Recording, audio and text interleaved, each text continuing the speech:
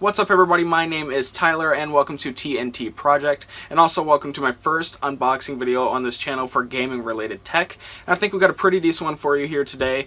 Today we're actually, as you can see, unboxing the PS4 Pro, which I just picked up today. So let's go ahead and get started.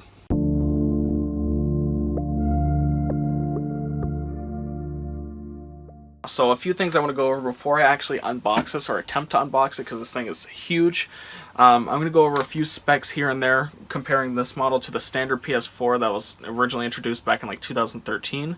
Just a few specs here and there. I don't want to, dive too heavily into them. You can definitely do some research on your own, or I can try to make a new video explaining things if you'd like. But a few things I want to go over. Now, when it comes to the PS4, I'm looking at my prompter over here, that being an iPad Mini 4. But when it came to the PS4, back in 2013, if I say PS4, that's the older model. If I say PS4 Pro, it's the Pro. So the PS4, that actually had a 1.6 gigahertz 8-core CPU, while the PS4 Pro has a 2.1 gigahertz 8-core CPU. Now, when it comes to which one supports 4K, if that matters to some people, it's still not a fully adopted thing, the whole 4K. I don't have anything 4K, but that's okay. PS4 Pro, perfectly fine with 4K. When it comes to the PS4, it does not handle 4K. The highest it'll go is 1080p, which is still fine, which is what I'm okay with. Now, when it comes to the USB slots, not a lot of people care about that, but I'm crazy about USB slots. The more the merrier, the more things I can plug in. I have cables all over the place, if you could see under my desk right now. Now, when it came to the PS4, that actually only had 2 USB ports, and those were actually 3.0 slots. The PS4 Pro actually has 3 USB slots, and those are actually 3.1 slots. So nothing too crazy, one more slot, and 3.1, which basically means it's just ever so slightly faster with the transferring speeds. Now, when it comes to Wi-Fi, I'm sure not a lot of people care about Wi-Fi. If you game heavily and you feel like you needed this because you game heavily, you're probably on a landline. But when it comes to the Wi-Fi bands, the PS4 actually had a 2.4 gigahertz Wi-Fi band, which is basically the standard when it comes to Wi-Fi. But the PS4 Pro actually has the 2.4 gigahertz and the 5 gigahertz Wi-Fi bands. Now, if you're familiar with your phone, maybe you've seen a few Wi-Fis pop up that say, Tyler's house, 5G. 5G, that basically puts out an extremely strong signal, but in a closer proximity. So if you're in that proximity, it's going to work very fast. Now, if you're further out of that proximity, it's not going to work too good. You might as well be on that 2.4 gigahertz Wi-Fi band. So 5 gigahertz, very fast when close. 2.4 is better in long ranges, basically. So when it comes to the GPU, now this is your graphics processor, how great these games can look and hopefully how much it can handle. When it comes to the PS4, that's actually a 1.84 GPU. I don't know why I stopped talking there, but 1.84 GPU. So that's pretty good. You know how good the games look on the PS4. But when it comes to the PS4 Pro, that's actually a 4.2 gigahertz. Gigahertz, it's not Wi-Fi. Okay, it's like 1 in the morning, I'm sorry. PS4 Pro actually has a 4.2 GPU, so that's essentially double the speeds or the processing power for the PS4 that we're used to. So 4.2 GPU basically means the devs can make the games look better and it'll run smoother, hopefully, depending on how crazy they get with the graphics. Now, we'll go ahead and try to start unboxing this actually, and when I say try, it's because this thing, as I mentioned, is pretty big. I'm not going to do the whole setup process. We all know how to set up a PS4, that kind of thing. But let's go ahead and get this box out. See if we can get it out without me knocking over all my monitors or anything like that. And I'm not sure if it's in shot at this point, but we'll take a look later on. Now, of course, we all know the PS4 is slightly larger, and let me go ahead and actually read off what comes in the box here, because there's something I did not read the box for, so I'm kind of upset. The contents of the box, of course, you get the system itself. You get, looks like, what is that? One DualShock controller, of course, wireless like you would with the PS4. You get that terribly uncomfortable headset that came with the PS4, the one that sits in the ear.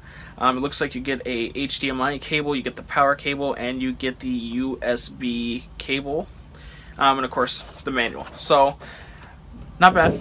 Basically what came with the PS4.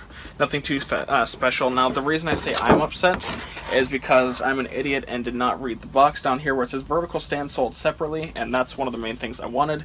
And from what I'm seeing online is it is nearly impossible to get your hands on that thing, but I'm going to do it, and when I do, if you guys care enough for a video, it's nothing special, just a stand. But, you know, if you guys want to see it, I'll show it. Not a big deal. So let's keep on unboxing this thing.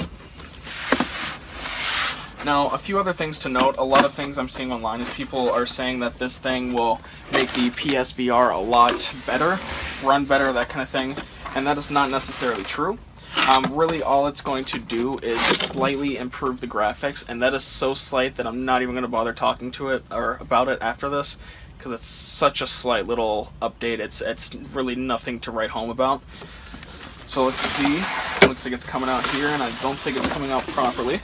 Let me go ahead and get this box out the way, and we will get the rest out of here. But yeah, here we got the PS4. Now, of course, it is definitely thicker, is wider, taller, that kind of thing. As you can see, it's got the triple layers, unlike the PS4 that has just the double layer. Now, one of the main things that made me interested and maybe want to get this, although I have my PS4 back there, is the processing power. All those specs I read off at the beginning, the GPUs, the CPUs, things like that, I want these games to load as fast as possible. Now, you can do that with the PS4 by upgrading the hard drive. Believe it or not, you can upgrade the hard drive to make it run faster, but I'm sure you know that. I'm just kind of lazy, so I went out and bought this thing. I'm going to be selling my PS4, which will basically cover most or half of how much I paid for this, but that's mainly what I want here, is the faster processing. I'm not too concerned about the graphics. That's just a, you know, a plus in my eyes. Nothing too crazy that I was looking into, but you know. And there's actually some software updates that I'm sure you guys have actually read about. So it's going to add some cool features to this thing, such as the boost mode for games, you know, make them go a little bit faster, that kind of thing. Multiple different things we can look into when the time comes, when these things actually come out and I can get my hands on them. But yeah, that's the main thing. So as I mentioned, I'll do some pan over shots here of this. As I mentioned, the quality on this camera is terrible. You can see that nice shiny logo there. And when it comes to the front here, which of course you can't see too well, all the buttons here are actually physical, and I love it. It's got the disc tray right over here, 2 of the USBs over here. We got the eject button here and the power button down here. Now flip it over to the back. Looks ever so slightly different. We have the spot for the power cable, of course, and I see you guys can't see this at all. It just looks like a black shadow there, but spot for the power cable, HDMI. Here it looks like the spot for the camera. I'm not sure if that actually has another, you know, reasoning behind it. I'm not exactly sure, but I'm sure you guys will tell me. Have the optical out, of course, for all your sound, that kind of thing. The extra USB port that they added, and a spot for your Ethernet cable.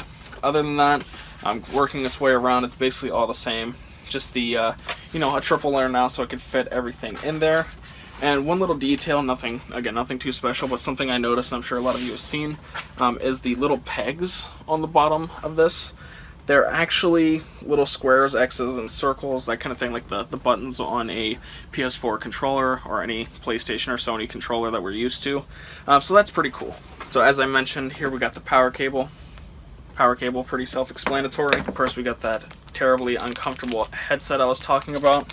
We'll toss that over there. That's never going to get used. And of course, here we got the charger for the actual controller. We have the controller. Nothing really upgraded about this controller, but I'm glad to have it because I keep breaking mine. Here we have the HDMI cable it comes with, which is always welcome. I hate buying these things. They're expensive unless you get them from Amazon, things like that, but you can never have too many HDMI cables. One thing I want to go over here is just the pricing. I'm only going to mention Canada and the US. I'm actually in Canada. I'm sure the majority of our viewers actually watch, you know, from Canada and US. Now, when it comes to Canada, PS4 Pro actually goes for $499. $499. Kind of steep, but we're going to figure out if it's worth it. In the US, this thing is actually $399, so usually there's a $100 difference in consoles when it comes to Canada and US. Of course, as I mentioned, I'm actually up in Canada, so I had to pay the $499 after taxes. It came to about $565 or so.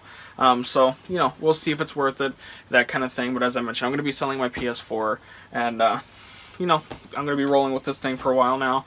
Hopefully it handles all my games a lot better. My PS4, actually whenever I played GTA 5, it would basically make a very loud noise. It was like the fan was really working.